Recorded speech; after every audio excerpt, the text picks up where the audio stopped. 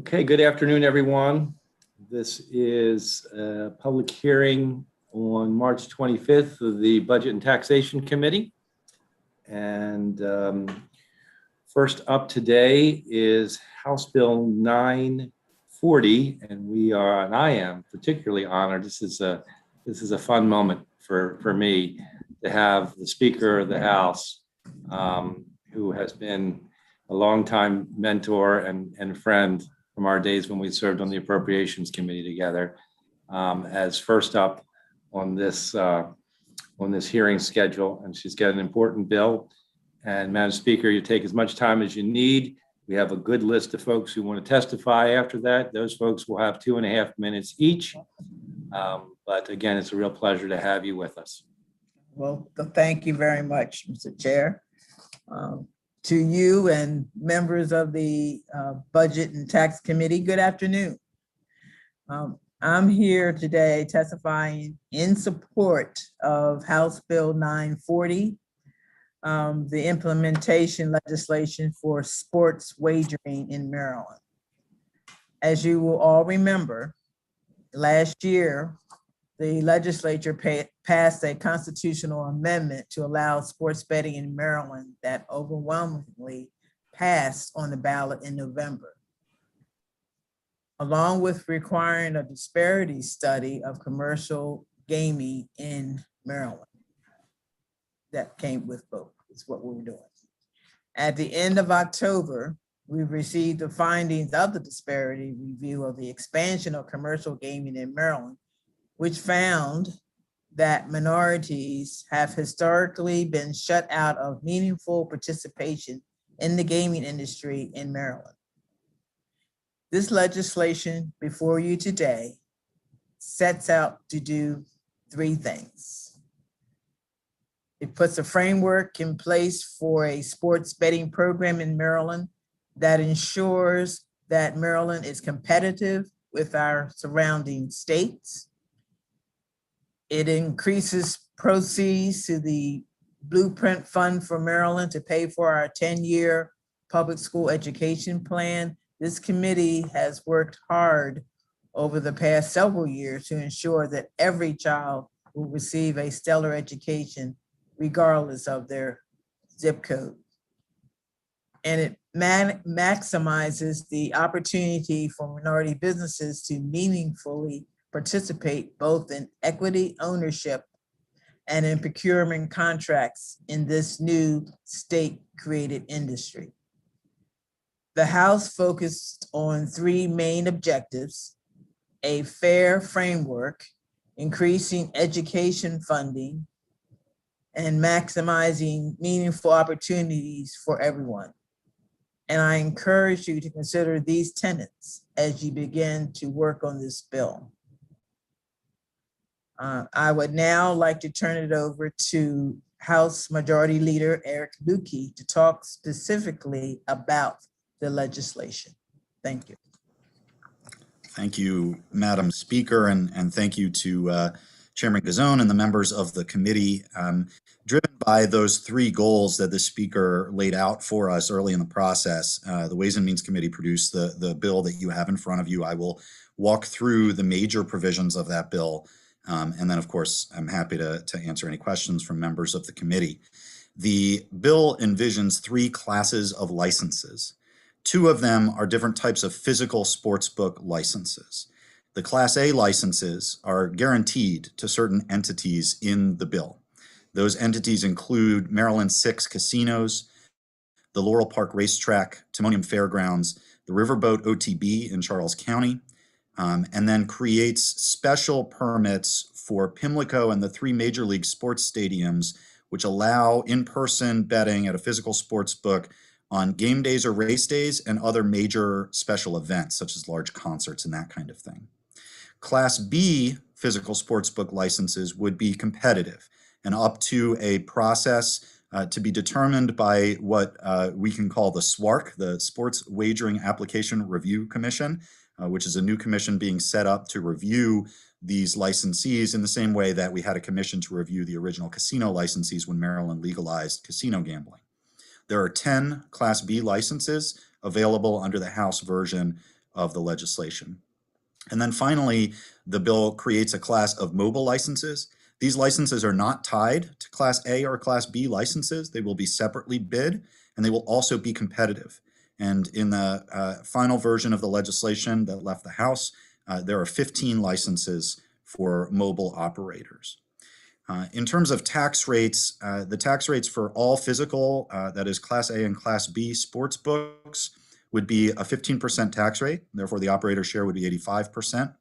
For mobile licensees, the tax rate would be 15% on the first $5 million of proceeds and 17.5% on any proceeds above $5 million, effectively progressivizing the mobile tax rates. State revenues from the bill would be dedicated to the Blueprint for Maryland's Future Fund, but we did hear testimony from advocates and public health advocates around problem gambling concerns. And so in amendments to the bill, we dedicated any proceeds from unclaimed wagers, that is wagers where somebody has won and never claims their winnings. After, I believe it's 182 days, that money would revert to the problem gambling fund. There are a range of provisions which are designed, as the speaker outlined, to maximize the opportunities for minority business enterprise participation in the industry. We, as frankly low-hanging fruit, mandated that any licensee has to try to meet the state MBE procurement goals for construction and subcontracting. But as the speaker outlined, one of our major goals was to try to create the opportunity for MBE ownership of licenses and MBE equity participation. And it's clear from the bill that that's our intent, to maximize those opportunities. So the Sports Wagering Application Review Commission is going to consider methods to address ownership disparities in the industry through the competitive bidding process. And then there are a number of other ancillary provisions which are worth noting. The bill expands the scope of the problem gambling fund to include treatment of addiction to sports wagering. It sets exclusivity zones around physical sports books. Those zones differ depending on where you are in the state. Around our 3 rural casinos, that is Rocky Gap, Perryville, and Ocean Downs, that exclusivity zone would be 15 miles. Around all other licensees, it would be 1.5 miles. It was a decision we made given the differences in market in different parts of the state. And then finally, at the request and as a result of conversations with some of our friends in Major League Sports, we added specific language aimed at limiting the types of bets that can be placed, and in particular, allowing the State Lottery and Gaming Control Commission to ban bets that are contrary to public policy, such as bets on injuries and penalties, which could potentially lead to concerns for players and referees and other participants in sports. And that's the short version of the bill, which is an extensive bill. I'm happy to take any questions from members of the committee. Thank you very much. Questions before we move into the list of testifiers? Senator Young? Yes, thank you, Mr. Chairman. Did the House consider off-track betting sites? So we were approached by off-track betting sites beyond the riverboat, who expressed to us that they would have liked to receive Class A licenses. We made the decision not to do that in order to maximize the number of competitively bid licenses, which are the licenses that will be most available to minority business enterprises. And in not considering them, how did you consider riverboat? So Riverboat is in a very different situation from the other OTBs in the state. For those of you that are not familiar, the Riverboat is, as the name implies, a facility that floats on the Potomac River, and its only physical connection is to Virginia, because Maryland, since colonial times, has actually controlled the Potomac River. But the bettors at the Riverboat would largely be coming from Virginia. And so, we saw that as different, fundamentally different from some of the other OTBs in terms of where it would draw its player base from. Okay, but it is a Maryland informal casino, is it not? It's an OTB. They don't have any of the other casino games, such as table games or video lottery terminals. Oh, I thought they had video lottery terminals. No. I don't believe so. Okay, thank you. Thank you, Senator Solling. Thank you, Madam Chair, and, or I'm sorry, Madam Speaker, and thank you, Delegate. Just have one question. I know that they were at one time, I think, 10 skins are licensed. Oh, how do we get to 15? So again, driven by the goal of maximizing opportunities for minority business participation, our committee received testimony from a number of sources that suggested that increasing the number of licensees would increase the potential for MBE participation. And that led us to increase both the number of physical Class B licenses in the original bill and the number of mobile licenses. Thank you, because I know we probably all have contacts that got with us and talked with us. So, I'll make sure that we're covering all the bases, but I'm gonna thank you. I thank you for the great explanation. I appreciate that. Thank you, Madam Speaker. Thank you. Thank you, Mr. Chair. Senator Griffith. Thank you, Mr. Chairman, and thank you, Madam Speaker, Mr. Majority Leader, for your presentations. I wonder if you could just circle back to the part of your presentation where you were speaking about minority participation. I know I and many of the committee members have heard from groups that have a great interest in this area, and some who are wondering why there was no specific set aside for minority businesses. I believe I know the answer to that, but I'd love to hear the process that you all went through, or a little bit more about how your process seeks to engage minority businesses in the final awards. It's a very good question, Senator. And I know, both sides of the street are very interested in making sure we maximize MBE participation. The Speaker's office and those of us on Ways and Means spent much of the interim having conversations with the Office of the Attorney General. And essentially our goal was to design the strongest MBE language that we could, that OAG advised us would pass legal muster if there were a lawsuit. It would have frankly simplified things tremendously if we were able to do specific MBE set-asides, but we were advised that that was not legally viable, and so we designed the system that is in this bill as the strongest system we believe that we could pass and that would survive a court challenge. So if I could follow up, Mr. Chair, basically your process after having gone through what could legally be done was to look at the marijuana process that was recently gone through and allow, or in your statute, you're asking this commission to weight the consideration of minority participation in the application team? That's correct. So we were not able to include specific weights, mandated weights in the language of the bill. The reason for that is because the disparity studies have to be renewed periodically, as you know. And if we include statutory language, then that could be at contrast with a future disparity study. So the SWARC, the Sports Wagering Application Review Commission, would establish, based on the disparity study, any preferences within the system for bidding on licenses. Thank you very much. Thank you, Mr. Chairman. Very good. Are there any more questions? Okay, thank you very much, Madam Speaker. Mr. Leader, thank you. We'll move right into, and again, we have 2.5 minutes per testifier. First up is Shane August. Good afternoon, Chairperson, members of the committee. My name is Shane August, and I'm here on behalf of my organization, Handle 19. For the record, Handle 19 and its interested parties support and are in favor of Maryland House Bill 940. I first would like to start by saying thank you to Speaker Adrene Jones, Delegate Darrell Barnes, and the various members of the Maryland Black Caucus for the drafting and introduction of Maryland House Bill 940. I would also like to thank Mr. Davion Percy and the team at Percy Public Affairs for all of their hard work and efforts. Dating back to May of 2018, with the repealing of PASPA, legalized sports wagering is now allowed in over 20 different jurisdictions within the United States. Unfortunately, to date, there are no minority-owned and or women-owned sports wagering companies in the marketplace. When you examine how most states have written and implemented their sports wagering programs, you find that it heavily favors the large corporations and conglomerates.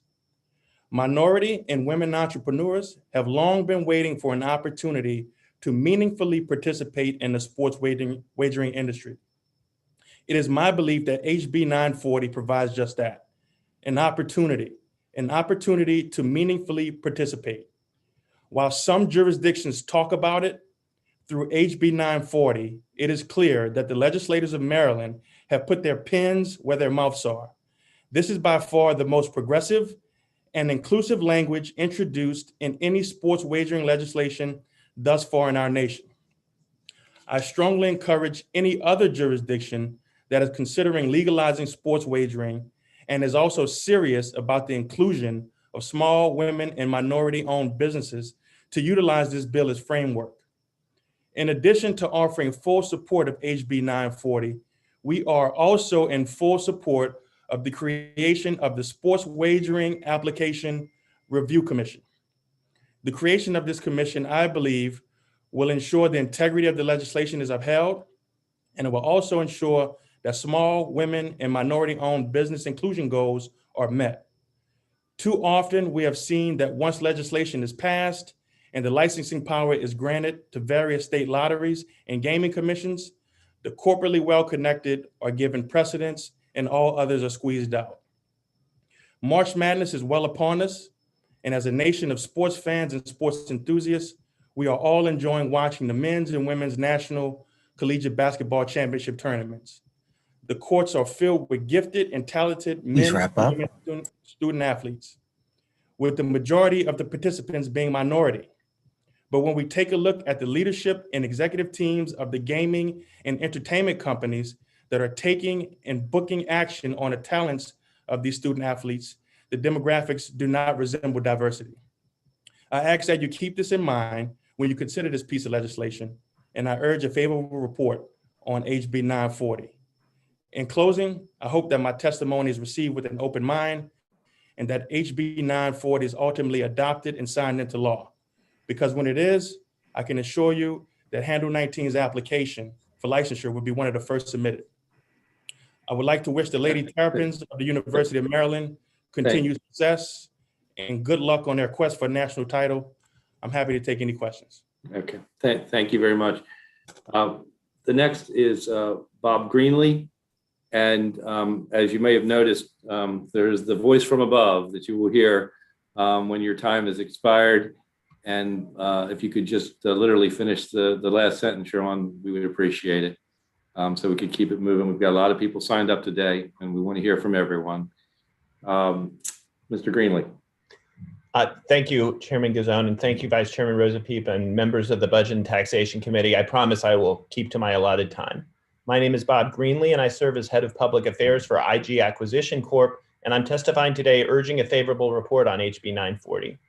IGAC is a publicly traded special purpose acquisition company formed with the mission of creating a gaming and leisure brand focused on emerging trends and implementing cutting-edge technology to improve the gaming experience, including mobile sports wagering.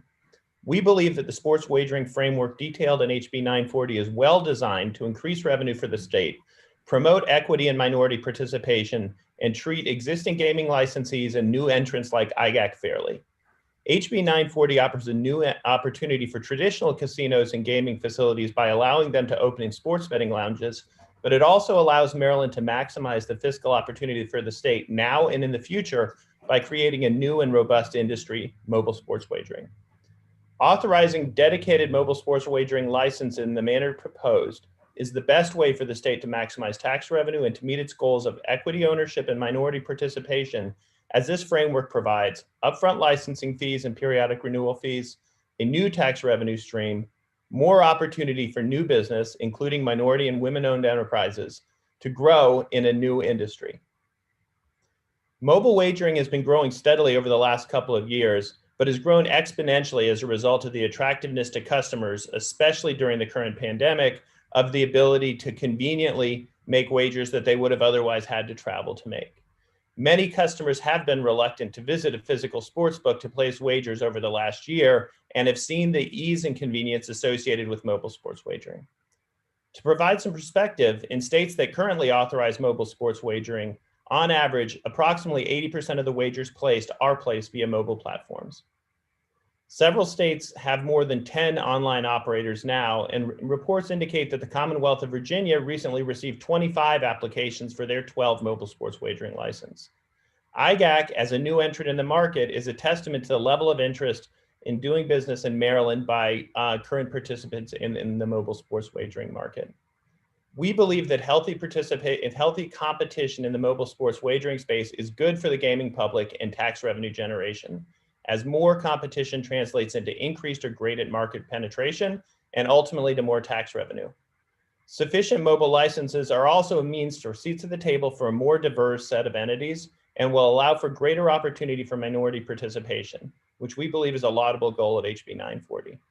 Again, IG strongly supports a framework for mobile sports wagering outlined in HB 940, and we would further suggest that the committee consider increasing the number of available mobile licenses from 15 to 25 to accommodate the increase in available physical sports wagering licenses made pursuant to amendments in the House. Maximize tax revenue for the state, and this would thus help facilitate minority and women-owned participation. Ivory Gaming Acquisition Corp. looks forward to working with the legislature and other stakeholders. Please wrap up. Mobile sports wagering in Maryland to a reality. Thank you very much for the opportunity to speak. Thank you very much. Next up, Rick Weldon, our former colleague, trying to get frequent flyer miles. I see you again. Thank you, Mr. Chair. It's great to see you. I couldn't pass up the opportunity to share a moment with you, and I'm deeply honored today on Maryland Day to be able to congratulate virtually Speaker Jones. I had the great pleasure to serve for 7.5 years when she was our Speaker Pro Tem and a trusted and beloved mentor. So, Madam Speaker, it's great to see you. Congratulations, and congratulations on having your team craft what I think is the perfect vehicle to move forward of the voters in the expansion of sports gaming. I'm especially committed because up here in Frederick County, the Chamber is working closely with the Capital Region Small Minority Business Development Council to do a better job of directly engaging with our minority businesses than we've ever done before. And we think this bill is a great step in that direction. So congratulations, Madam Speaker, for bringing this forward.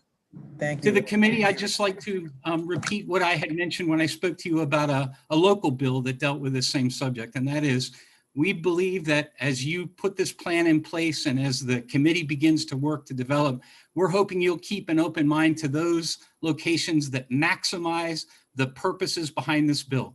We have an OTB here in Frederick County that is a woman-owned business, and with an expansion and a license for sports wagering would also be a woman-owned business. It's at the perfect location, the intersection of I-270 and I-70, to siphon off betting dollars headed toward Charlestown or headed up to Penn, capture and keep that revenue here in Maryland to fund the Kerwin recommendations and to address all the pressing needs of our state. So we would ask a favorable report on 940, Madam Speaker's outstanding bill, and we'd ask you to keep an open mind, which I know you do, that there are OTB locations in Maryland, and particularly right here in Frederick County at long shots at the Clarion, that would be able to meet all of the criteria that Madam Speaker has laid out in her bill as you move forward.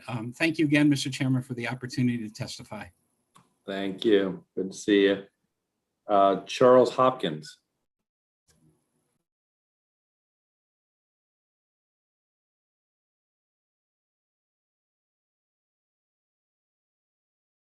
Mr. Hopkins? Not here, Senator. Okay. Tony Jones.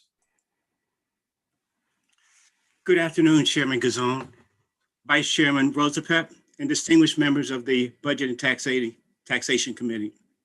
It is my honor to come before you today to support minority equity and inclusion in House Bill 940.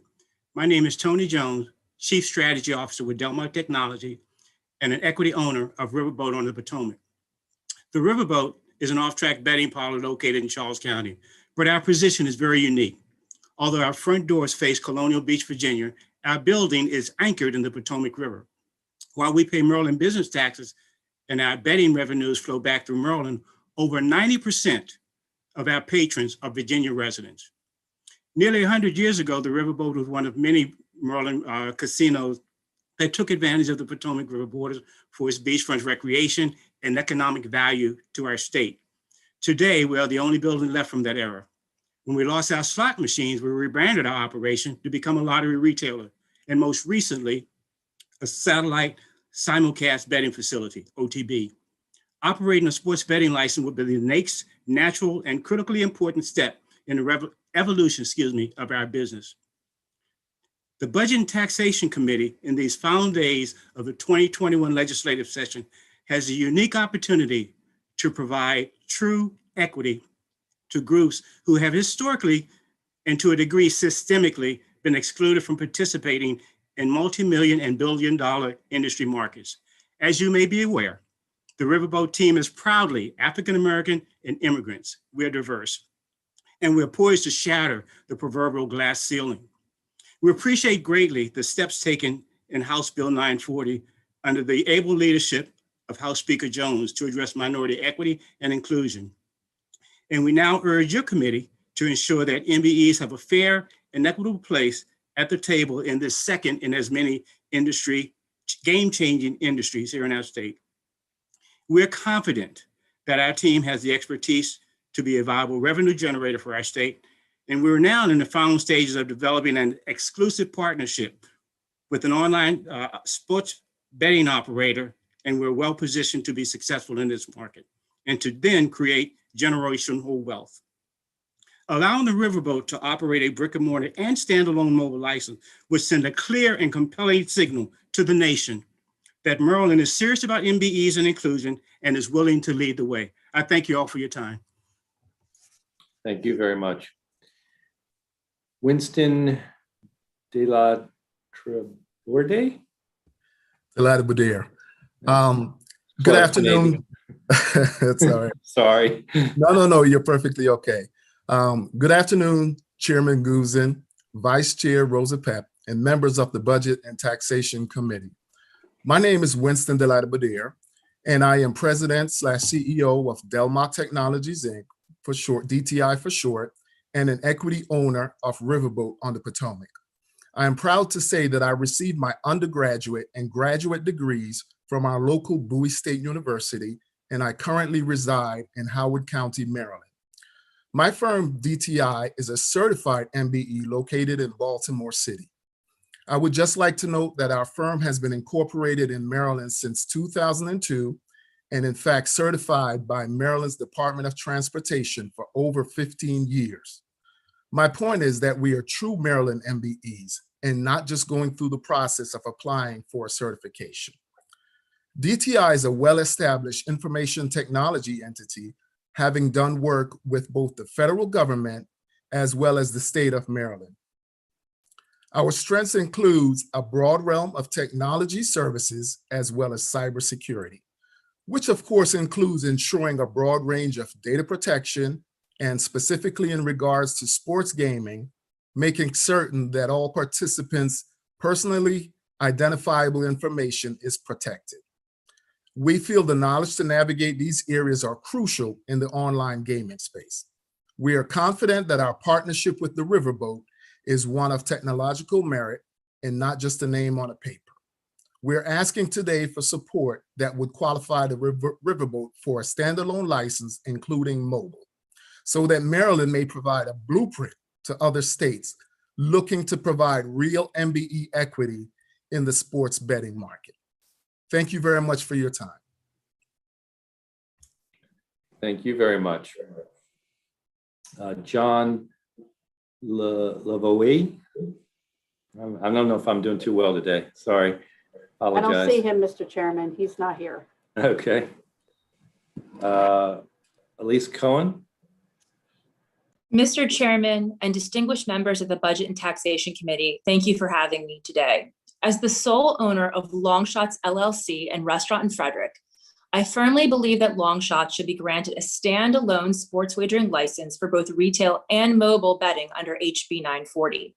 As an independent OTB and woman-owned business, Longshots will not only spur economic growth in the Frederick community via local job creation and tax revenue generation, but serve as an example to other women looking to enter a male-dominated industry.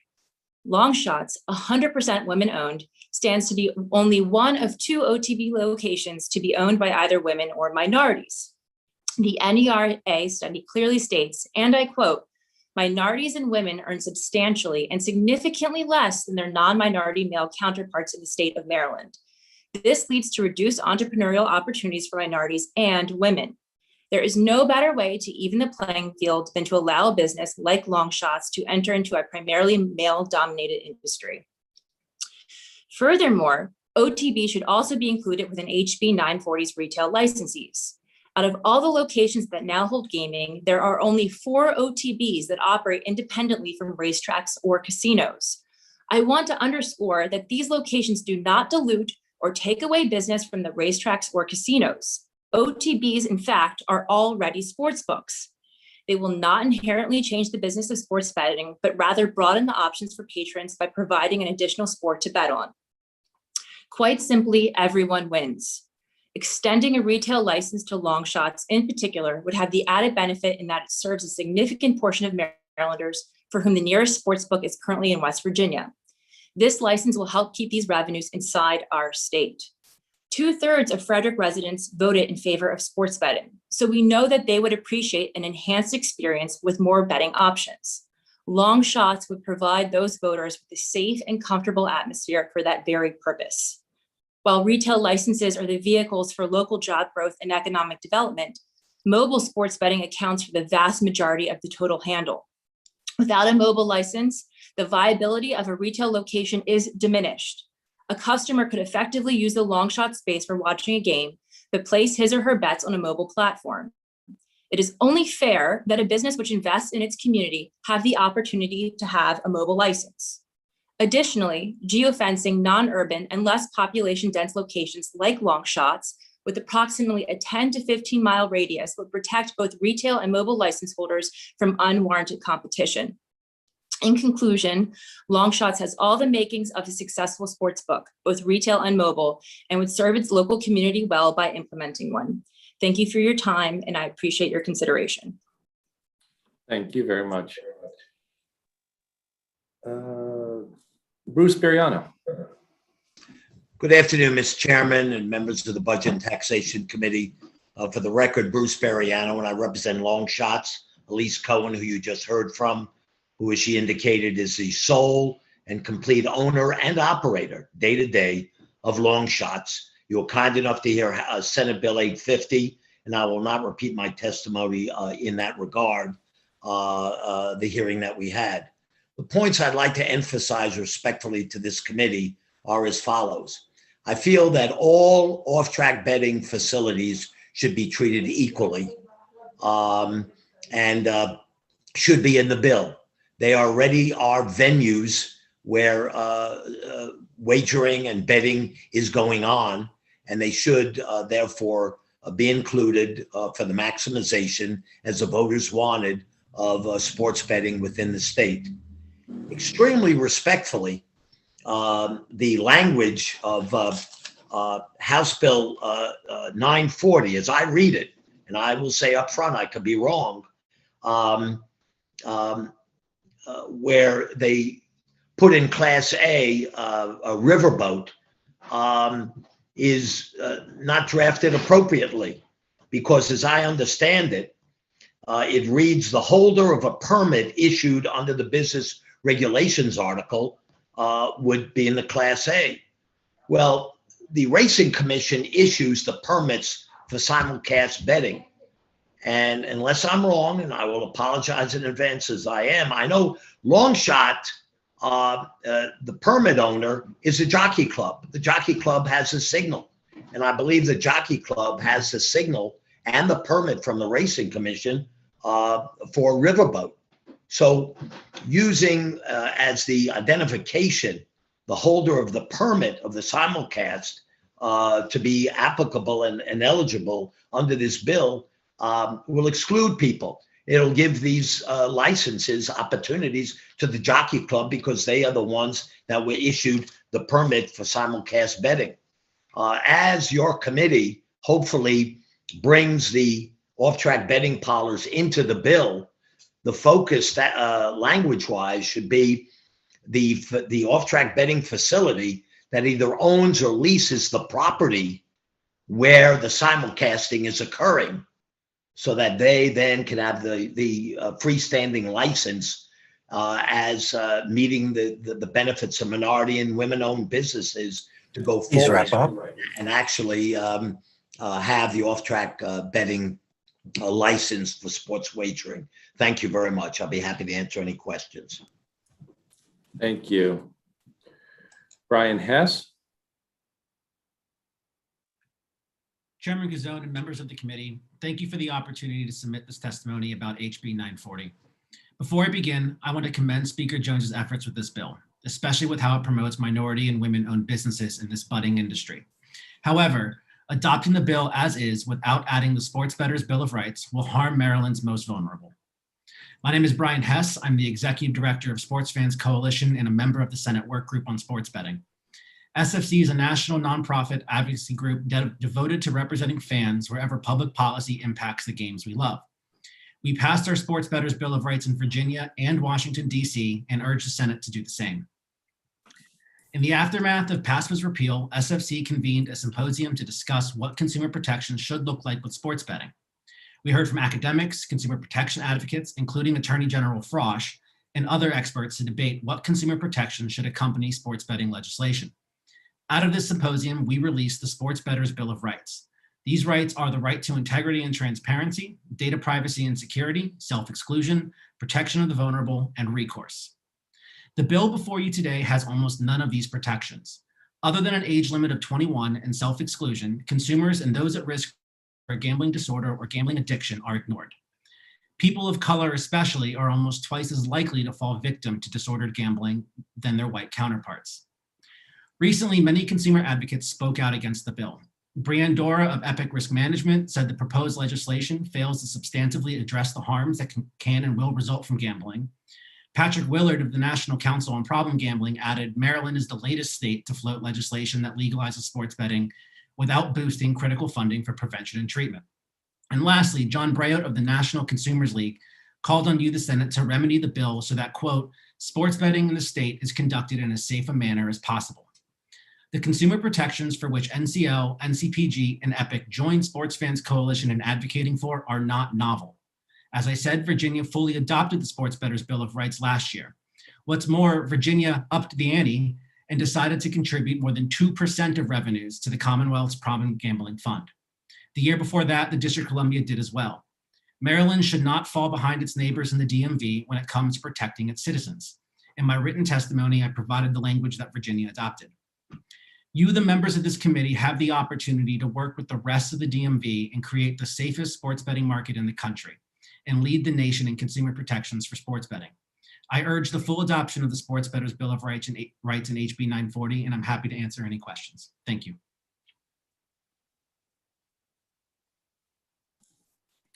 Thank you very much. Malik Edwards. Good afternoon. Good afternoon. Thank you, Chairman. Thank you, committee members, Speaker Jones. My name is Malik Edwards. I am co-owner of Bet on Black LLC.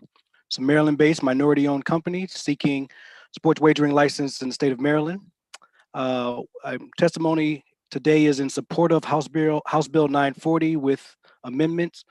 I'll be brief. The amendment that I'd like to focus my testimony on is an amendment that would increase the number of mobile licenses issued to at least equal the number of Class A licenses and Class B licenses combined.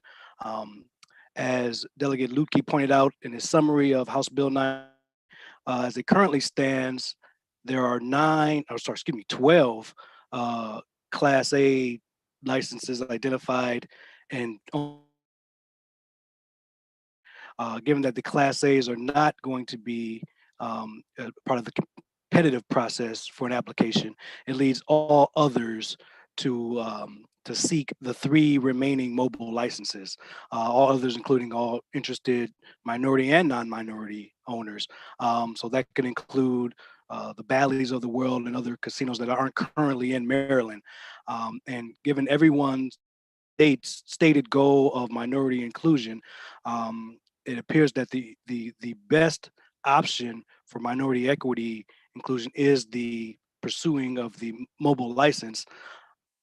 With only 3 mobile licenses available, you run a big risk of not having any minority equity inclusion on this. And I would add that for the Class A's that have been identified, I'd also ask that those, even though they're not going to be a competitive process, all the applicants for a Class A mobile license be required to at least identify how they are going to achieve the state's MBE participation goals. I understand there might be some legal concerns about requiring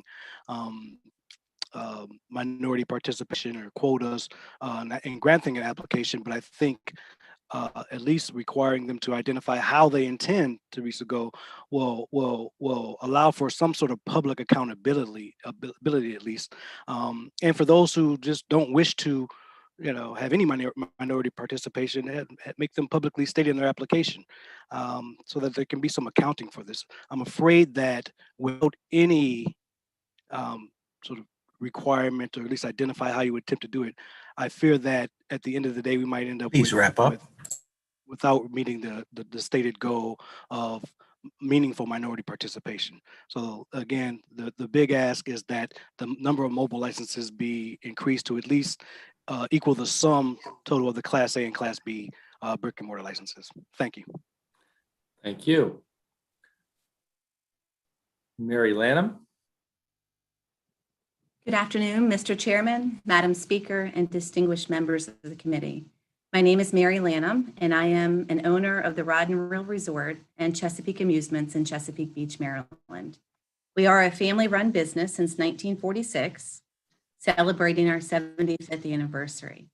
As a 4th-generation owner, I've worked at the Rod and Reel for 38 years. We need your help. We ask to be included in Maryland House Bill 940. We are committed to minority participation. We currently employ over 200 people, with 62% being women, 31% African American, Asian, or Hispanic. The demographics for Calvert County have a minority population of 15%. We employ double the county demographics. This is something we are extremely proud of, as we are the largest employer in our town.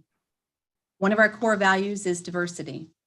We respect the diversity of our guests and fellow team members and treat both with respect. We are not an off-track betting facility, but are one of the few commercial bingo halls left in the state. We have played live bingo here since 1979 and have had electronic pull tab devices since 1995. We currently have 278 electronic pull tab devices, and we are regulated by the Maryland Lottery Gaming Commission Authority. We have begun a $30 million expansion of our facilities, the largest economic development project in the history of Chesapeake Beach. This will include hotel rooms, expanded banquet facilities, new piers, enhanced marinas, as well as more dining options. Once fully expanded, we anticipate doubling our workforce to over 400 team members. This sports gaming license would be a perfect match to our current gaming and hospitality business. If given a location license, we have at least 33% MBE participation in our license. We ask to be included in Maryland House Bill 940. This is extremely important to Chesapeake Beach and our future. And I thank you for your time. Thank you very much. John Pappas. Thank you, Mr. Chairman and members of the committee. Appreciate the opportunity to provide testimony on behalf of Idea Growth. We were pleased to participate in the sports betting workshops earlier this year, led by Senator Zucker, and we're honored to contribute at today's virtual hearing. A lot has changed since the Senate passed legislation last year, and notably, the people of Maryland have spoken, and on November 3rd, as you know, they overwhelmingly endorsed the concept of legal sports betting in the state. Another significant change is that Virginia has launched its mobile sports betting market, which is set to grow significantly over the next several months. and another neighboring state, Pennsylvania, has seen their online sports betting market nearly double in terms of operators and revenues since this time last year. Throughout the US, internet betting comprises nearly 80% of all wagers placed, and a recent panel of industry experts predict that 90% of all wagers will soon be coming from a laptop or a phone. Mobile competition is vital to developing a thriving industry that maximizes customer engagement and tax revenue. HB 940 does seek to create a competitive balance, and we applaud the House for adding more licenses to each category. Yet, we recommend that the Senate go even further, and as others have mentioned, that there should be at least as many online licenses available as there are Class A and Class B retail licenses. HB 940 emphasizes providing opportunities for Maryland's minority and women-owned businesses to be part of the sports betting industry.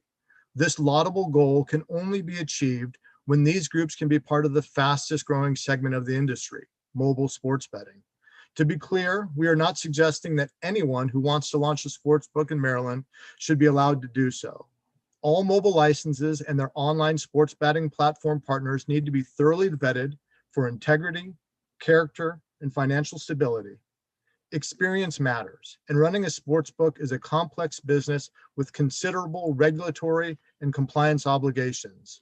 Without question, Maryland will succeed when qualified licensees and platforms are part of the state's mobile sports betting future.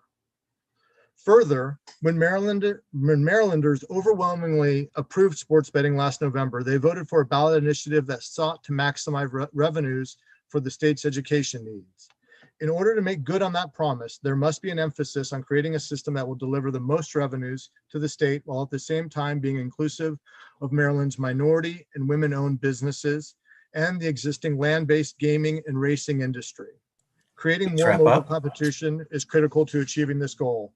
I encourage you to look at my submitted testimony for a lot of data that I provided on the benefits of mobile competition in a market, and I appreciate your time today. Thank you so much. Thank you. John Hale. Thank you, Mr. Chairman. Thank you, Madam Speaker, and other members of the Budget and Taxation Committee. My name is John Hale III, testifying on behalf of the Maryland Black Chamber of Commerce. And we strongly support House Bill 940 with amendments to include your Wealth and Economic Opportunities Recommendation number 4 and number 19 from the January 2021 report of the Senate President's Advisory Work Group on Equity and Inclusion. Recommendation number 4 reads in part as follows: to encourage procurement bids by women and minority-owned firms, provide a bid incentive for bids submitted by joint ventures of MBEs. In addition, explore strategies for giving preference to joint ventures of MBEs that submit proposals when competitive sealed bids or other procurement methods are used in which price is not the sole factor considered. And recommendation number 19 reads in part as follows: to ensure that Maryland's minority and women-owned businesses can enter the sports and events betting market and benefit from Maryland's future sports and events betting economy, require any entity seeking a sports or events betting license to meet the Senate MBE participation goals or enter into a joint venture with a minority business. Additionally, reduce license fees for a joint venture with a minority business to 50% of the amount of the regular license fee. Despite African-American entrepreneurs possessing the financial resources and business acumen to compete, the state of Maryland refused to award a single casino gaming or cannabis license to an African-American-led investor group. As an entrepreneur and board member of the Maryland Black Chamber of Commerce and vice chair of the Prince George's County Financial Services Corporation, I sit in witness of a continuous slow motion car crash of the devastation systematic racism inflicts upon talented African-American entrepreneurs in pursuit of commercial opportunities in the old line state. The state of Maryland should not feel alone in its quest for economic justice for our African-American business owners. Our federal government, through the resurgent efforts of the Biden-Harris administration, is taking aggressive and proactive steps to ensure equality of opportunities for African-Americans and other minorities. This is evidenced by the 2021 executive order on advancing racial equity, and support for underserved communities through the federal government. The time to act is now. The fuse has already been lit across the nation to create parity for African-American business owners in pursuit of our American dream. I ask that this noble Senate of the Maryland legislature no longer defer racial equity and justice. Please accept my favorable support in amendment adding your Senate recommendation number 4 and recommendation number 19 to this law. Thank you for your time and consideration. Thank you. Victoria Clemens. Hi, Madam Speaker, Mr. Chairman. Good afternoon. My name is Victoria Clemens, and I'm testifying today for my family, our family legacy, and on behalf of Arundel Amusements, doing business as Bingo World in Brooklyn Park, Maryland. Bingo has been played at this location for over 66 years, since 1955. Bingo World is licensed by Anne Arundel County to conduct commercial bingo games and by the Maryland State Lottery and Gaming Commission to operate 200 electronic bingo machines. I've been employed by Bingo World for more than 10 years, but more than an associate, I'm a beneficial owner. Our family has been a part of Bingo World since 1987, and it has been a great family and bonding experience. Our success is truly an American dream. We all started at entry-level positions and were eventually able to obtain a 20% ownership in the business about 20 years ago. 50% of our state and county licensed management team members are family. Overall, current management is 20% minority, and with our current management trainees, we'll be at 33% shortly. We currently have 117 full and part-time employees, of which 60% are women or minorities. All of our management and trainees are promoted from within. We offer a safe, respectful, and friendly work environment and take pride in the fact that our employee turnover is relatively low, and the average length of service is about 14 years. Although certainly not Maryland's largest private employer or a contributor of tax revenue in the gaming business, Bingo World has contributed over $40 million in the past 10 years in admission and amusement tax, as well as substantial employment taxes.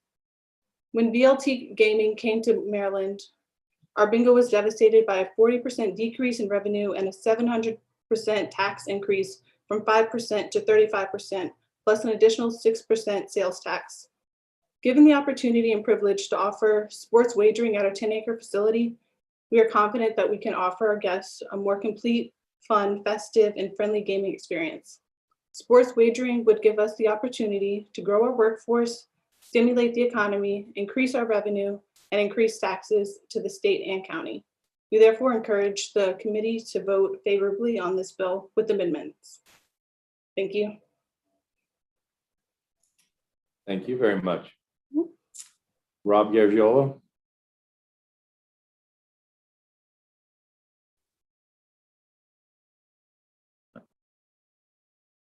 There we go. Thank you, Mr. Chairman and members of the committee. Rob Gargiola with Compass on behalf of Maryland Live. First, want to applaud the speaker and the House leaders for their work on the bill. Also want to applaud the committee for its work on the issue, particularly Senator Zucker for chairing the gaming work group. On behalf of Maryland Live, we have walked the walk. We were #1 first casino in the nation built by a minority-owned general contractor. Of the 3,000 plus jobs, 72% are minority, nearly 60% minority are in managerial roles. And over 20% of our operational spend is with MBE and women-owned businesses. Ultimately, all parties testifying want the same thing. We want to maximize state revenues and make Maryland a leader in inclusion. In addition to the points that will be highlighted later by Kerry Watson, I want to focus on 2 points for your consideration with respect to HB 940. First, based upon the experience of every state with casinos, it is important to the success of sports betting in Maryland that casinos be granted an on-premises license, which the bill does, and at least one mobile skin. While somewhat flush in cash now, we still need to have an eye to maximizing revenue to meet our long-term educational needs. Maryland casinos have demonstrated they are proven partners with the state. We've already met the high bar of rigorous gaming standards and requirements. And while the fiscal note estimates that state revenue would be in the 15 to 20 million range, you have an Oxford economics study that shows that tax revenue impacts can be 5 to 6 times that amount in the 80 to 120 million range. Providing both on-premises and at least one mobile license to the casinos will have the positive ripple effect of drawing customers to other casino revenue generating gaming. The second point is that I would suggest limiting the number of mobile licenses to 12, 2 more than the House bill has introduced. If you look at other states like Pennsylvania, for example, that has double the Maryland population, they have 12 active skins all through its casinos. There are innumerable other examples in other states as well. It is far easier to add more skins later if the Maryland market can withstand more skins than to have too many skins at the start with a diluted market, less revenues, and potentially failing mobile licensees. In closing, even with providing casinos an on-premises and mobile license, Maryland could be a national leader by mandating that the 6 additional mobile licenses, 50% of the mobile licenses, and other on-premises venues meet the minority inclusion requirements along the parameters set forth in House Bill 940. And with that, Mr. Chair, would urge a favorable report with some slight changes to the bill. And thank you for your time, and we're happy to answer any questions. Thank you very much. Emmanuel Bailey.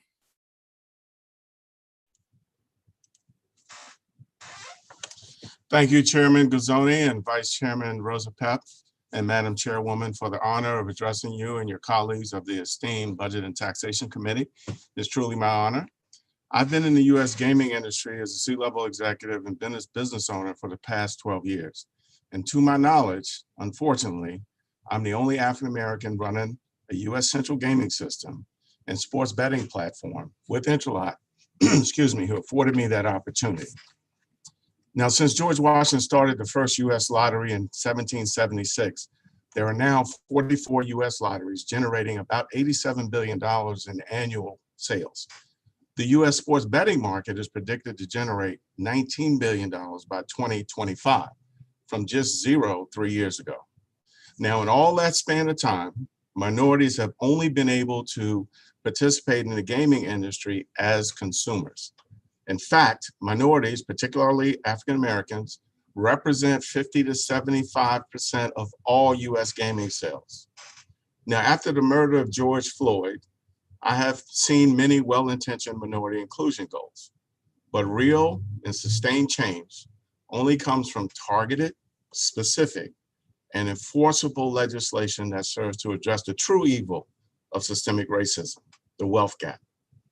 HB 940, in my opinion, with more specific, concrete, measurable, and enforceable legislative actions to include minorities in this landmark legislation, can have a transformational impact on addressing inequities in one of the most non-diverse, non-inclusive industries that remain in the world today.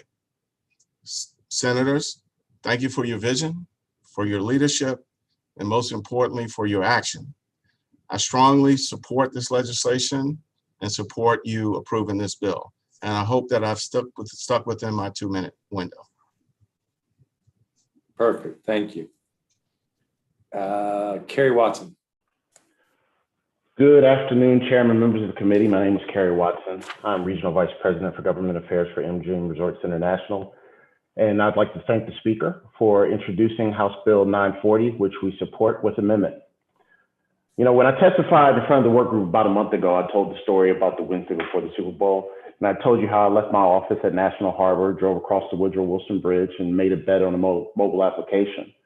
Now, I'm certain that I'm not the only Marylander that made bets on that game. And for the record, I lost. But like me, they either drove to Virginia, West Virginia, Washington, D.C., Pennsylvania, Delaware, New Jersey, all over the place to place their bets. However, many others sat in the comfort of their own homes and made bets on illegal, unregulated websites to do the exact same thing. For those of you that live in the DC television market, you have seen firsthand the energy and commercials that have been generated by bringing sports betting to Virginia. Maryland casino operators who have spent billions in capital, provided billions of tax revenue to the Maryland Education Trust Fund, who have hired tens of thousands of employees and provided business to hundreds of MBEs in Maryland, are ready to grow additional revenue to the state through sports betting. We are ready to go as soon as you will allow, because in the case of BetMGM at least, we are already operating in each of these states that I mentioned before, except for Delaware, and then the District of Columbia will be operating within the next couple of months. As Mr. Medinica has told this committee previously, sports betting will not be the panacea for any budget margins because, you know, the margins are very thin. However, Maryland has a distinct advantage because it has casino partners in the state that will transform direct marketing of sports betting customers into casino gaming customers. This incremental gaming revenue will have an even greater impact on the effective revenue to the Maryland Education Trust Fund. And while the state may or may not be worried about revenue in 2022, sports betting, like most businesses, tend to see increased revenue over time. To maximize the impact to the state in the out years, we ask that the committee ensure that mobile licenses are immediately tethered to our gaming licenses. You know, to further explain, in the case of MGM, as part of MLife, we're able to market these new customers directly and drive significant business back into our casinos. And we know that there's incredible potential in this market because, as an example, in New Jersey, when BetMGM was established, we signed an additional 150,000 new customers to our MLife program. This incremental gaming revenue to the Maryland Education Trust Fund, the General Fund, Prince George's County, and the employees and MBEs we hire. Casinos in Maryland have made a significant investment, as you know, and have gone through the rigorous suitability standards set forth in the Maryland legislature, by the Maryland legislature, and the MLGCA. With the legislature's help, we can be ready to operate before football season in the fall. And with that, I'm available for questions. Thank you. Thank you very much. I believe that Senator McCray has a question from Mr. Bailey. If you're still there, Mr. Bailey. Senator McCray? Yes, I'm here. I think we've lost Senator McCray. Looks like he's distracted now for a second. Senator McCray.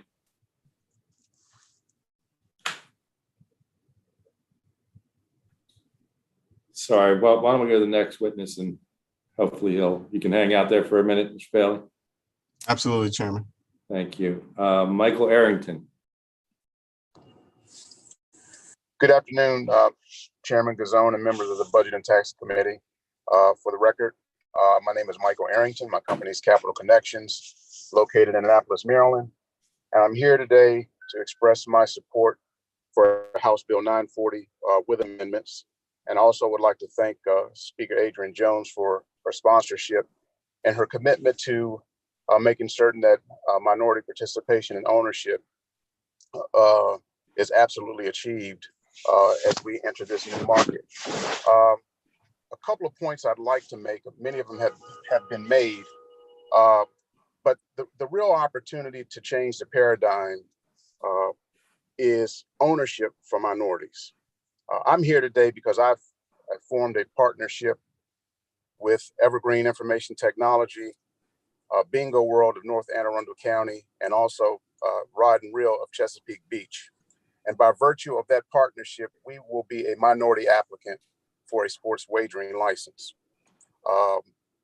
It's fine to have an opportunity to construct a casino.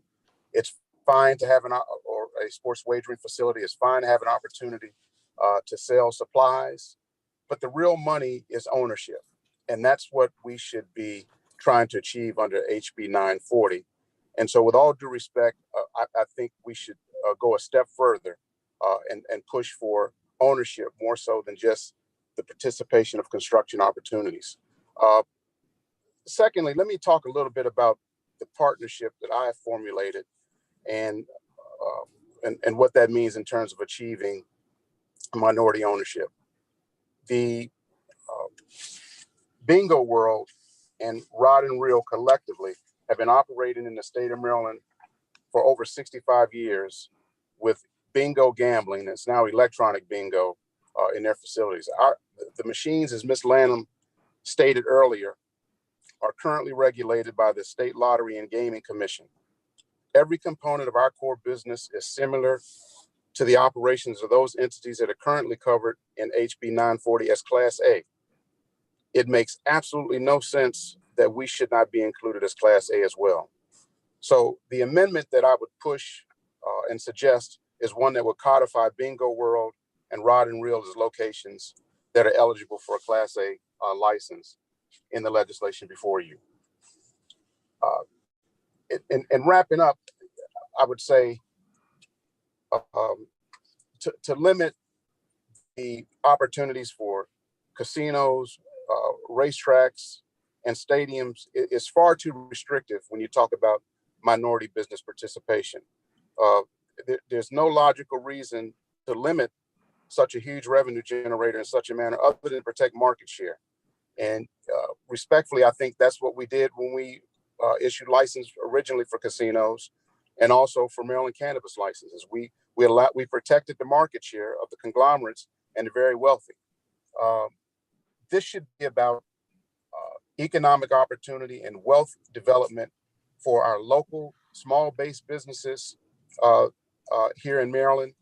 And therefore the amendment that I'm suggesting, I respectfully ask the committee to adopt. I'd be happy to answer any questions. Thank you very much. Thank you very much. Senator McCray, are you still on? Mr. Chairman, I think he's presenting in another committee. Ah, okay. Very good. Well, I'm sure he'll reach out to you individually, Mr. Bailey. Absolutely, Mr. Chairman. I do not have anyone else listed. Everyone else is listed as providing written testimony. So with that, that concludes the hearing. And unless members have any final questions. Did we not have Gordon Medenica speaking? He was just there for questions, if you'd like.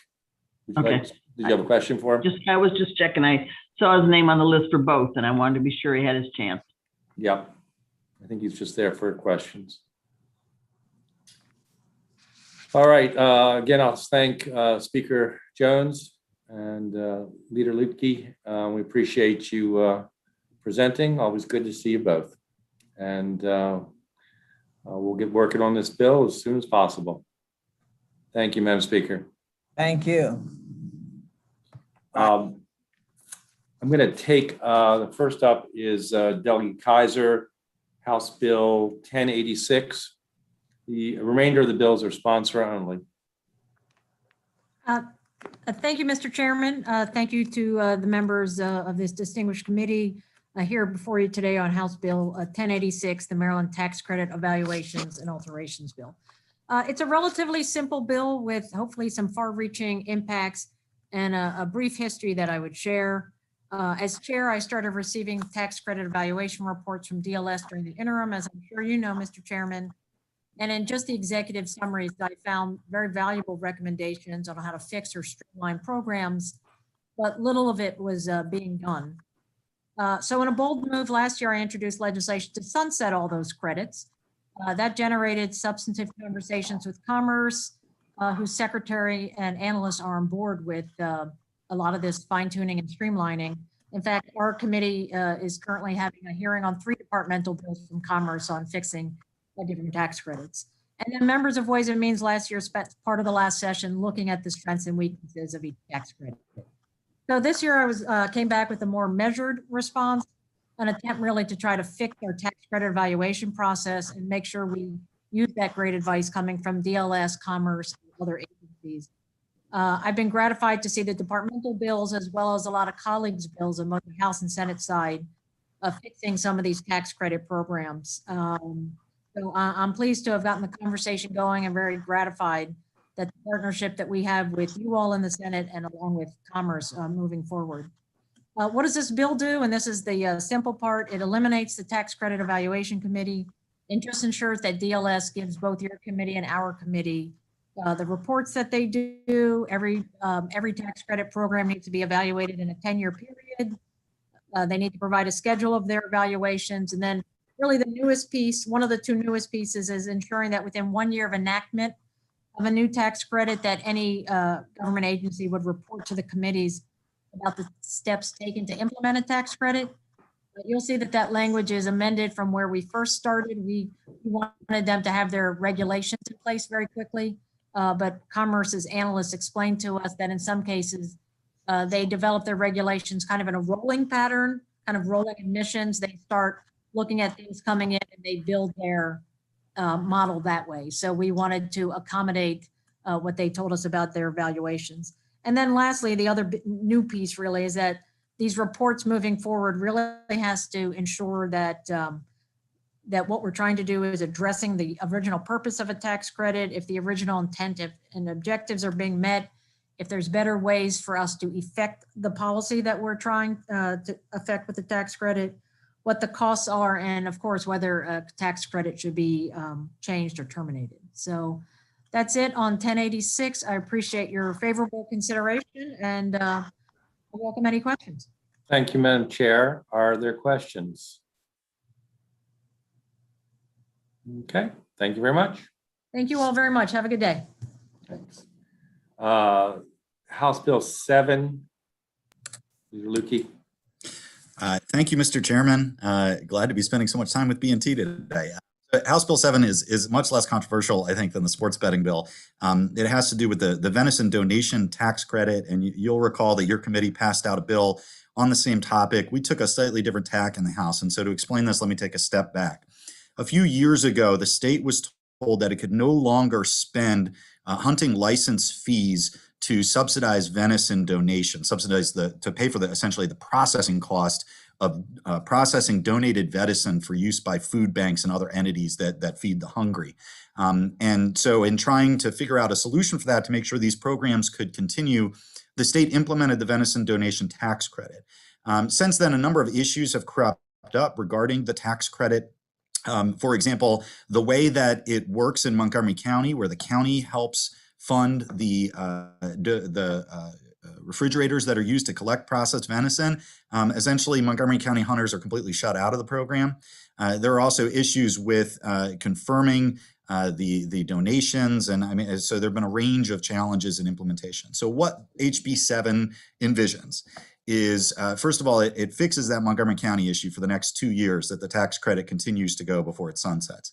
At the end of that time, it would transition the program from a tax credit program to an appropriated grant program run through the Department of Natural Resources.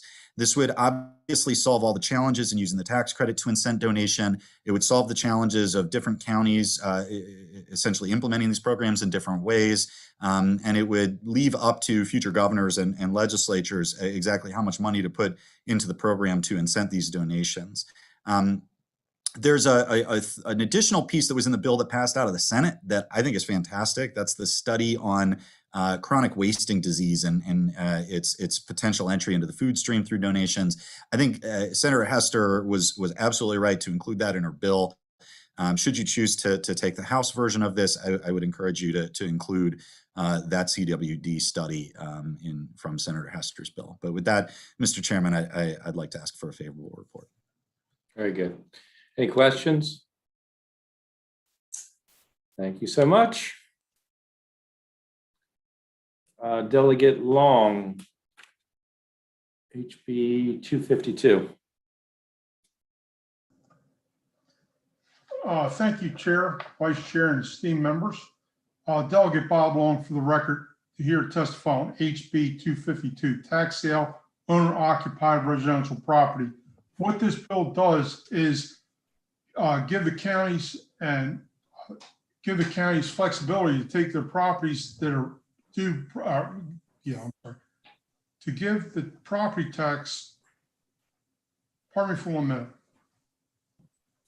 It gives the authority to jurisdictions to remove property taxes from the tax sale for a 2-year period. I have to apologize. It's been a crazy day here. As a result, this is a result of the pandemic. A lot of property owners can't afford to pay their property taxes. They've lost their jobs and reduced their income. This bill would put a 2-year moratorium for all property tax sales in Maryland starting June 1st, 2021 to June 30th, 2023 for owner-occupied properties only. We're hoping that this will get us through, and we don't want to see anyone lose their property for property taxes. And with that, I would like to ask for a favorable vote, and thank you so much. Thank you, Delegate. Any questions? Thank you very much. Thank you. 497, Delegate Boyce. Yes, Mr. Chair. Thank you so much. Good afternoon, Mr. Chair, Vice Chair, and Budget and Taxation Committee members. For the record, I'm Regina T. Boyce, here to testify to HB 497 Property Tax Credit, Urban Agricultural Property, Repeal of Repayment Requirement. The bill repeals the repayment or the requirement that the owner of the property receiving an urban agricultural tax, property tax, all property tax that would have been imposed if the property tax credits had been granted should the property cease to be used for urban agriculture purposes, and applying the act to taxable years. During the interim, I worked with Mid-Atlantic Farm Credit, along with members of the Baltimore City Sustainability Commission, for which I am a member, to discuss how we could increase farming access and opportunity in the city, as well as other urban jurisdictions in the state. What are the barriers to the access and agricultural success? The review of legislation, city and state, found that mainly costs were barriers and red tape that unnecessarily increased the cost to farm, but also keep interested farmers from applying for the credit. One of those barriers was the repayment of taxes provision in the state law that the city adopted in their legislation. A noted reason mentioned for ceased operations of a farm, rural, suburban, or urban, was just the lack of funding. To request back taxes in full after ceasing farm operations due to lack of funding, business failure, can create financial instability, and I would argue debt-induced poverty. To date, there has been no discovery of a clawback provision with any tax credit. Providing farming access with less barriers is critical and crucial for social, economic, and environmental impact on urban communities, as well as communities that need and want the opportunity to farm. With that, thank you for your time and your consideration, and I urge a favorable report for HB 497. Thank you. Thank you, Delegate. Questions? Okay. I inadvertently skipped over 278. Delegate Feldmark, the chair of Howard County Delegation. I hope I don't have to pay for that later. Thank you, Mr. Chairman. Good afternoon, Mr. Chairman, Mr. Vice Chairman, and committee members. I'm pleased to join you today asking for your support for House Bill 278. This legislation would strengthen the eligibility criteria for a position to qualify for the job creation tax credit. And in doing so, it would refocus this tax credit program where our economic development efforts should be focused. And that's on creating, attracting, and retaining good jobs. Jobs that open pathways for career advancement, jobs that respect the rights of workers, jobs that support healthy families, and jobs that promote strong communities. The current standard, 120% of minimum wage, is insufficient.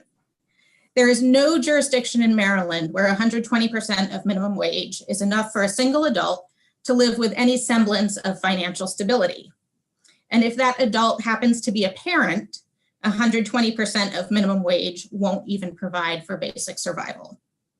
So this bill raises that standard for a position to qualify for the tax credit from 120% of minimum wage to the prevailing wage, if there is one for that job classification, or 150% of minimum wage. And it adds some basic criteria around training and benefits. The bill was also amended to expand eligibility for the enhanced tax credit to include all Tier 1 counties, because we really want to make sure we're maximizing the incentive where it's needed most. So the bottom line is this: the state of Maryland should not be in the business of subsidizing jobs that don't even pay a basic living wage. So this bill would focus our job creation tax credit on creating good quality, family sustaining, community strengthening jobs.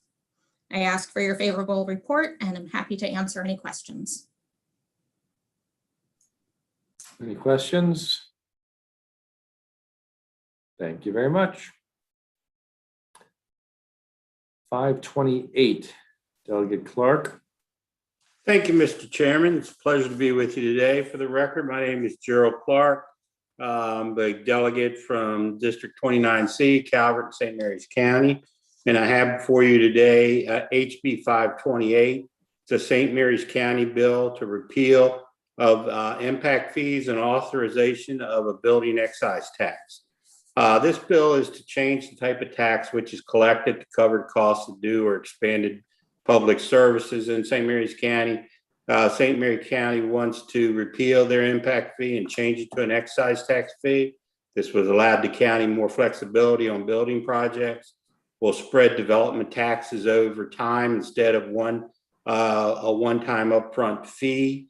And what we would like to do is sunset the impact fee and authorize the building excise tax fee. I could give you the definition of impact fee and excise fee if you would like, but I think most everybody understands, if they're on budget and tax, exactly what it is. So I will not bore you with that. Very simple local bill. Thank you so much, Delegate. Questions? Very good. 610, Delegate Hill. Good afternoon, Mr. Chairman, Mr. Vice Chair, and members of the committee. It's a pleasure to be here. You guys seem very chilled out and relaxed. I want to be like you when I grow up. So let me present to you as House Bill 610, Homeowners Property Tax Credit Eligibility of Surviving Family Member. This bill is one of several pieces of legislation that arose out of the Attorney General's Access to Justice Task Force Life and Health Planning Subcommittee, really trying to figure out how to help people to deal with the pandemic. And in this particular subcommittee's focus was on how, when people die, do we help the families not lose the wealth that would otherwise be passed on. So this primarily affects people of moderate to marginal incomes. We know that for most folks, particularly of moderate income, the family home is the most valuable asset. And in many cases, we also know that the family home is literally the family home with multiple generations living in it. If the homeowner, the named homeowner, is receiving a property tax credit and they die, the surviving family members are responsible for paying the taxes before they can inherit, but they don't get the benefit of the tax credit. And so what this does is it put them in a position where, had they gotten the benefit of the tax credit that they would otherwise be eligible for, they would be able to take on the home, inherit it, pay the lesser, the decreased taxes, keep the home in the family, keep themselves out of potential homelessness, and keep the neighborhood intact.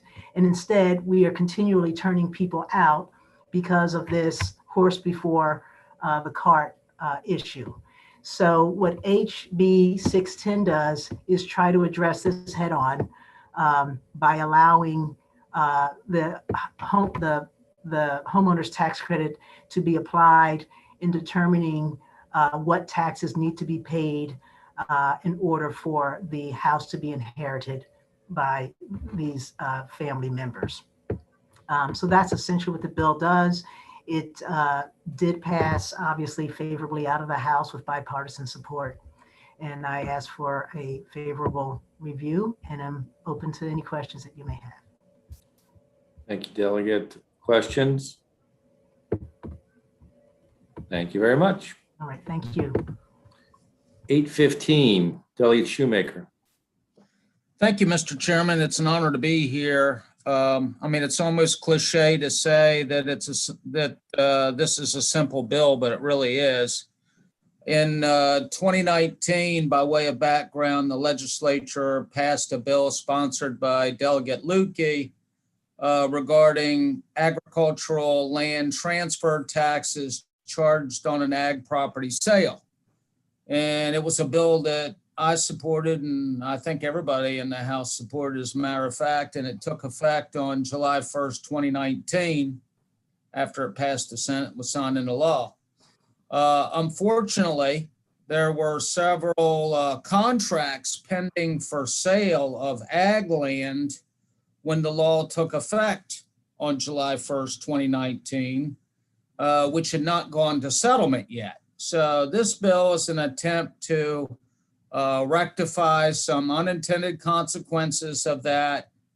And by the way, this bill is was also supported by Delegate Lukey, the sponsor of that previous bill that I alluded to.